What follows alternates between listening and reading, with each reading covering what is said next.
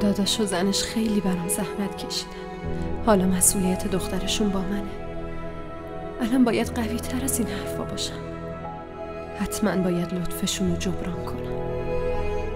باید مسئولیتشو به عهده بگیرم و درست بزرگش کنم و این مسئولیت رو انجام میدم.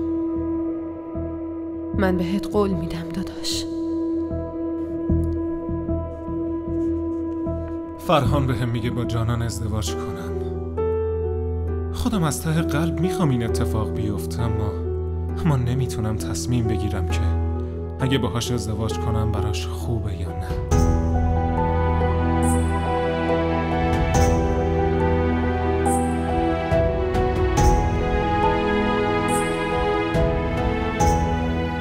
جانان خیلی ازم دوری. چرا انقدر دوری؟ سر یه دوراهی گیر کردم. واقعا کار درست کدومه؟ یه طرف عشق من و رویای همه زندگیمه. اگه بخوام همین الان میتونم با جانان ازدواج کنم، اما از یه طرف موضوع اینه که فقر نمیذاره بهش برسم. من هیچی ندارم.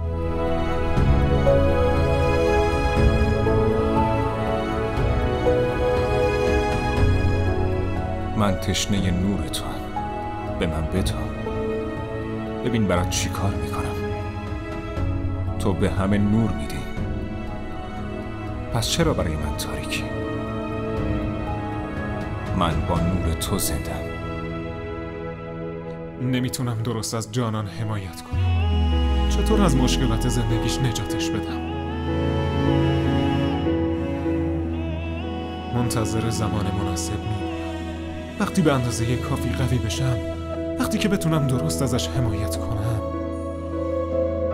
اما نمیدونم اصلا همچین لحظه هایی توی سرنوشتم هست یا نه. شاید دارم فقط به خودم امید الکی میدم.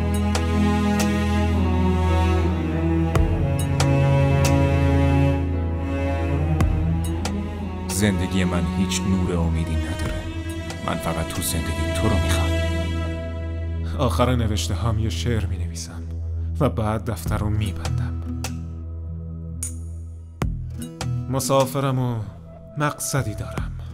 جانان به من نزدیک است، اما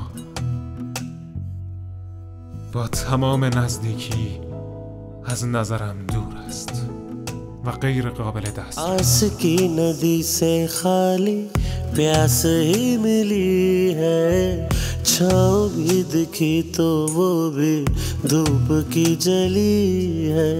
इश्क मन में वो अगन लगाए, तन की ओढ़नी से छुप नहीं पाए। याद में कोई उम्र बिताए, दिन कटे मगर रात न जाए।